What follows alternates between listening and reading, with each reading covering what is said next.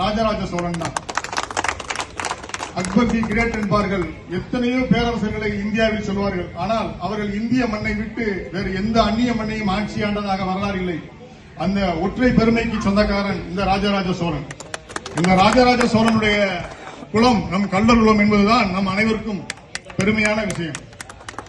சமீபத்திலே கண்டறியப்பட்ட தருமபுரி கல்வெட்டிலேதான் ராஜராஜன் கள்ளச்சோழன் என்று ஒரு ஆதாரம் கிடைத்தது. அந்த ஆதாரத்தின் அடிப்படையில் தான் அவர் கள்ளர் சமூகத்தைச் சேர்ந்தவர் என்ற அடிப்படையிலே அனைத்து ஆய்வாளர்களையும் அதை ஏற்றுக்கொண்டார்கள். அத்தகைய பெருமைமிக்க ராஜராஜனுடைய மகன் ராஜேந்திர சோழன் இந்த பகுதி முழுவதையும் கட்டி ஆண்டான். தன்னுடைய புதல்வர்களை எல்லாம் இங்கு ஆளுநராக நியமித்து இப்பகுதியில் ஆட்சி செய்யும் பொழுதுதான் இந்த கொடிமங்கலத்திலே அவனுடைய நிர்வாகத்தின் அடிப்படையிலே கொடிமங்கலம் என்று இந்த ஊருக்கு பெயரிட்டான். அதன் பின்பு இந்த கொடிமங்கலத்திலேதான் கள்ளழகர் இந்த வைகை ஆற்றிலே இழந்து வரும்பொழுது கொடி ஏறியதாக ஒரு வரலாற்று குறிப்பு இன்றும் காணப்படுகிறது. அத்தகைய பெருமை மிக்க இந்த கொடிமங்கலத்திலே இன்று நாம் ராஜராஜ சோழனுடைய விழாவை கொண்டாடி கொண்டிருக்கிறோம். உறவுகளே, நாம் எல்லோரும் தமிழர்களாக இருக்கிறோம். அதேவேளை இந்த தமிழகத்திற்குரிய மூத்த குடிகளாக இருக்கக்கூடிய நம் கள்ளர் சமூகத்தினுடைய வரலாறுகளையும் தியாகங்களையும் நாம் எடுத்துச் சொல்ல வேண்டும். இவ்வளவு காலம் நம்முடைய சமூகத்தினுடைய பெருமைகளை நாமே மறந்துவிட்டோம். எதிர்காலத்தில் அதையெல்லாம் மக்களுக்கு கொண்டு சேர்த்து எல்லா மக்களையும் பாதுகாத்து அந்நியர்களுக்கு நம்மை அடிமைப்படுத்த வரும்பொழுது அவர்களை எதிர்த்து நின்று நெஞ்சுரத்தோடு போராடிய ஒரு பெருமை மிக்க இனமாக இந்த கள்ளர் சமூகம் வாழ்ந்திருக்கிறது.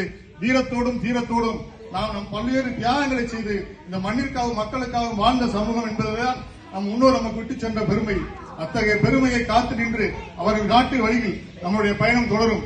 அத்தகைய வழியிலேதான் காஞ்சிபுரத்திலிருந்து கள்ளர்கள் பாண்டி மன்னருக்கு குடிவந்ததற்கு அடையாளமாக இன்றைய தினம் நாம் காஞ்சிவனம் சாமியினுடைய திருவுருவ படத்தை இந்த விழாவிலே வெளியிட்டிருக்கிறோம். இந்த காஞ்சிவனம் சாமியினுடைய பெருமை என்பது அளப்பரியது. வருங்காலத்திலே இன்னும் ஒரு சில மாதங்களிலே இந்த காஞ்சிவனம் சாமியினுடைய நாட்காட்டி அச்சிடப்பட்டு ஏறத்தாழ 50,000 குடும்பங்களுக்கு 50,000 இல்லங்களுக்கு இது கொண்டு போய் சேர்க்க இருக்கிறோம். எல்லா பகுதிகளுக்கும் நாமே சென்று நம்முடைய உறவுடைய இல்லங்களிலே இந்த காஞ்சிபுரம் சாமி உள்ள நுழைந்து அவருக்கு அருள் பாலிக்க இருக்கிறார். அத்தகைய காஞ்சிபுரத்தினுடைய பெருமையை நாம் அனைவரும் கட்டி காக்க வேண்டும். இப்படி ஒவ்வொரு ஆண்டும் ஒவ்வொருடைய மறைக்கப்பட்ட தலைவர்களுடைய நம் குல முன்னோர்களுடைய வரலாறுகளை வெளிக்கொணர்ந்து அவர்களை மக்களிடம் நிறைவேற்றதற்கான பணியைத்தான் கள்ளர் பண்பாட்டு மையம் செய்து கொண்டிருக்கிறது. தொடர்ந்து செய்யும். அதற்கு அனைவருடைய ஒத்துழைப்பு வேண்டும் என்று கூறி வாய்ப்புக்கு நன்றி விடைபெறுகிறேன்.